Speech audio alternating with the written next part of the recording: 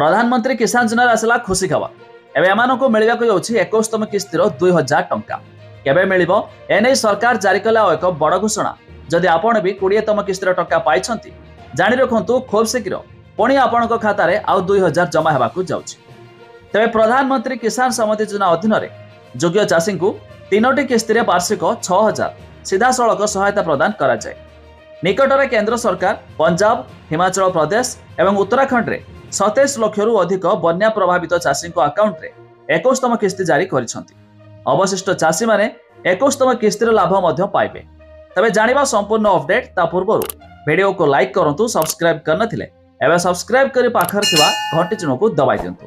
तबे प्रधानमंत्री किसान सम्मति योजना अधीन 21तम किस्ती जारी करि पारंती सरकार एई अक्टोबर मासरे। सरकार एपर्यंत प्रधानमंत्री किसान निधि योजनार 21तम किस्ती तारीख घोषणा करनाहांती। तेज मिलुथिबा सूचना मुताबक एथर अक्टोबर अर्थात दिवाली उपलक्षे सरकार 21तम किस्तीर आउ 2000 टंका आपण खाता को पठाई पारंती।